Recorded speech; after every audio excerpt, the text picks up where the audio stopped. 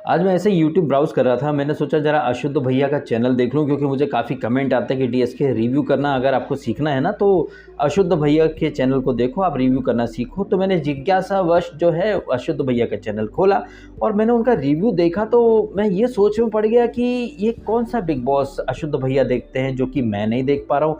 क्योंकि अशुद्ध भैया वहाँ पर रिव्यू कम कर रहे थे, वो मंडली कर रहे थे, यानी कि मंडली जो वर्ड है ये तो जग्गा अक्सर बोलती रहती है और जैसे घर के अंदर जग्गा का एक पालतू पोपट है जिसको वो बाहर से लेकर आई है, वैसे ही बाहर अशुद्ध भैया जो है ना वो भी जग्गा के पोपट बने बैठे हैं। अंदर ये जग्गा मंडली करते रहती है, बाहर अशुद्ध भैया मंडली करते रहते हैं कि बिग बॉस भी मंडली में घुस गए, बिग बॉस भी मंडली का पार्ट बन गए। लेकिन अशुद्ध भैया जग्गा की इनसिक्योर एंड जेलस मंडली का पार्ट है या नहीं? नहीं, वो इस चीज़ को स्वीकार नहीं करेंगे। एक्चुअली में मैंने अशुद्ध भैया के चैनल पर और चीज़ें देखी तो मैं क्या पाता हूँ कि वोटिंग ट्रेंड ये ऊपर वो नीचे, और ज़्यादा मैं डिटेल में घुसा तो मैंने देखा कि अशुद्ध भैया तो सीरियल्स भी डिस्कस करते रहते हैं, वोटारिया में क्या हुआ या फिर गुम है किसी के प्यार में क्या हुआ। कहने का मतलब है कि अशुद्ध भैया की जो ऑडियंस है ना वो ब्लाइंड फैन फॉलोइंग जो सेलिब्रिटीज़ की होती है कि आलिया भट्ट एयरपोर्ट पर या उर्फी जावेद एयरपोर्ट पर दिखी या फिर कौन से सीरियल में क्या हो रहा है, तो टिपिकल टीवी सीरियल्स की जो ऑडियंस होती है ना वो है अशुद्ध भैया की ऑडियंस। और टीवी सीरियल्स की जो ऑडियंस होती है उनको लॉजिक से फैक्ट से तो कहीं कोई लेना देना होता नहीं है। वो तो ये देखते हैं कि किस एक्ट्रेस ने कैसी साड़ी पहनी है, चलो वैसी साड़ी लेकर के आते हैं, ईयरिंग्स कैसे हैं, हेयर स्टाइल कैसी है, घर कैसा है, सोफ़ा कैसा है। तो वो जो ऑडियंस है ना वो है अशुद्ध भैया या फिर कुछ दोस्तों की टारगेट ऑडियंस। एंड वो लोग जो होते हैं वो अशुद्ध भैया या फिर जो ठुल्ले जो होते हैं गूहर जैसे, एंडी जैसे, उन लोगों का जो एक अलग नैरेटिव चल रहा है ना वो वही नैरेटिव चल रहा है जो कि अंदर जग्गा चला रही है, दूसरों को मंडली बोलना, लेकिन डे वन से अपनी मंडली साथ लेकर के आई है। इनका जो एक छोटा सा गैंग है जहाँ पर इनसिक्योरिटी, जेलसी और बिचिंग भर के होती है उसके बारे में कोई डिस्कस नहीं करेगा। और ये जग्गा जो कि इतना चीखती है, चिल्लाती है, कोई कैसे उसको स्ट्रॉन्ग बोल सकता है? कई लोग तो ऐसे भी हैं जो उसको मासूम बोलते हैं, दिल की साफ बोलते हैं।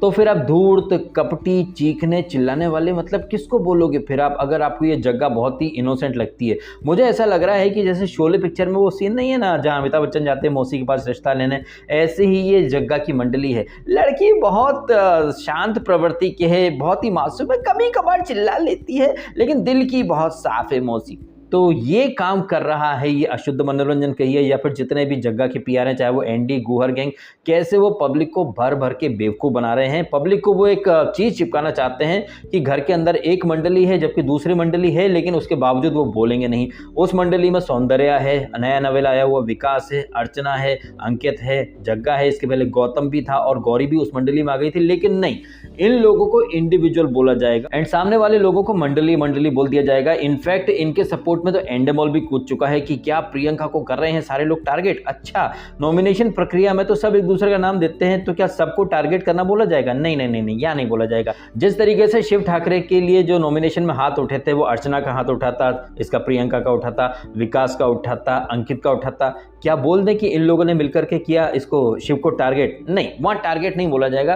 तो एंडेमॉल कहिए या फिर एंडेमॉल कलर्स वायाकॉम, इनके जो एक्स कंटेस्टेंट रहे हैं उन सारे एक्स कंटेस्टेंट को रिव्यूअर्स बना करके बिठा दिया है। साथ ही साथ वो यूट्यूबर्स जिनके मिलियंस में सब्सक्राइबर है जैसे कि फूफा फूफी या अशुद्ध भैया जैसे लोग, जो कि पब्लिक को सिर्फ और सिर्फ बरगलाने के लिए बैठे हैं। Voting trend. एक वीडियो देखा मैंने अशुद्ध भैया का जहां बिग बॉस 14 की बात है कि बिग बॉस ने बदल दिया वोटिंग ट्रेंड का खेल। अरे भाई, वो बिग बॉस का खेल है, वोटिंग ट्रेंड का खेल तो तुम लोग खेलते हो। लेकिन ताज्जुब की बात यह है कि जब मैंने कमेंट्स वगैरह चेक करे तो वहां पर अशुद्ध मनोरंजन चैनल पर सारे के सारे जग्गा फैंस बहुत स्ट्रांग है, इसने जग्गा ने एक्सपोज कर दिया मंडली को। अरे एक्सपोज कर दिया मंडली को या फिर जग्गा खुद एक्सपोज हो रही है? वो दूसरों को मंडली बोलती रहती है, लेकिन क्या ये सौंदर्या ने अपनी मंडली वालों को सेव करा या नहीं करा? ये अर्चना जो दूसरों पर इतना चीखती चिल्लाती रहती है और नॉमिनेशन के टाइम पर बड़ी सच्चाई की और महानता की बातें कर रही थी, उसने अपनी मंडली वालों के खिलाफ कुछ बोला? नहीं बोला। अर्चना आज रात के एपिसोड में जरूर इससे जग्गा से लड़ेगी, लेकिन वो जग्गा की गुलाम में वापस से उस मंडली में घुस जाएगी।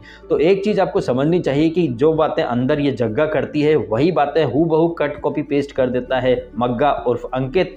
एंड बाहर उन्हीं बातों को कट कॉपी पेस्ट कर रहे हैं गूहर, एंडी, अशुद्ध मनोरंजन और कुछ एक्स कंटेस्टेंट, जो कि स्टार्ट में बोलते हैं कि वो एकदम अनबायस्ड है, न्यूट्रल है, लेकिन धीरे धीरे वो कलर्स के जो फिक्स्ड विनर्स होते हैं ना, उनकी तरफ उनका पलड़ा झुक जाता है। वहीं मेरा फंडा, मेरी फिलॉसफी तो हमेशा से ये रहती है कि मुझे पता रहता है कि भाई फिक्स्ड विनर एक कलर्स का फेस बनने वाला है और वो कलर्स का फेस वाकई में विनर बनने लायक है या नहीं, उसमें कोई विनिंग क्वालिटीज है या नहीं, क्या वो रियल है या फेक है, और ये चीजें मैं आपके सामने रखता हूं तो फिर मैं हेटर बन जाता हूं। मेरा फंडा तो क्लियर है भाई साहब, क्योंकि आप भी जानते हैं, मैं भी जानता हूं कि वहां पर कलर्स के शो में तो जीतेगा कलर्स फेस ही, लेकिन क्या वो जीतने लायक है, वो जीत का हकदार है या नहीं है, ये चीजें टटोलना, ये चीजें आपके सामने एकदम एनालिसिस करके रखना, ये एक मेरा फर्ज है, मेरी ड्यूटी है। लेकिन लोगों को ऐसी बातें न सुननी है न देखनी है, उन्हें तो टीवी की बहुओं की फोकट की फ्री फंड की तारीफ सुननी है, वो भी तब जबकि वो तारीफ के लायक कुछ काम नहीं कर रही हैं। ये जग्गा जिस तरह से चीखती है, चिल्लाती है, दूसरों को अनफेयर बोलती रहती है और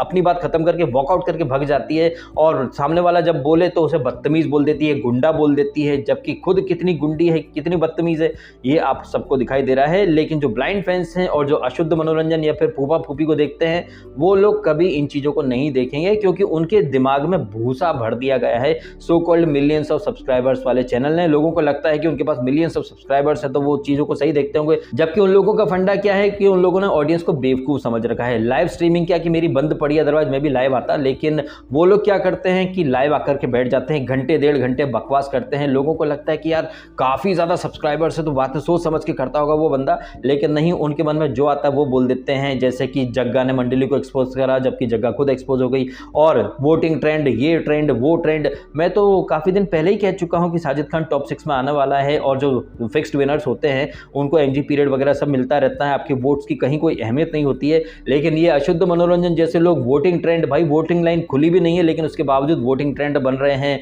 और साजिद खान फिनाले में पहुंच चुका है। भाई साहब, ये चीज़ हम पहले ही बोल चुके हैं। आप कह रहे हो कि साजिद बेपंदी का लोटा है, फिनाले में पहुंच चुका है, कभी ये चीज़ें जग्गा के लिए बोल पाओगे? या फिर पीछे के सीजन में चुबीना या फिकसवी को आप लोगों ने सपोर्ट करा, वहां बोल पाते? नहीं, वहां कुछ नहीं बोलेंगे। इनफैक्ट वहां तो बोलेंगे वोटिंग ट्रेंड, वोट के आधार पर वो आगे पहुंची है, वो पहुंची है वोटिंग ट्रेंड के आधार पर, लेकिन साजिद को मेकर्स फ्री फंड में लेकर के चले गए।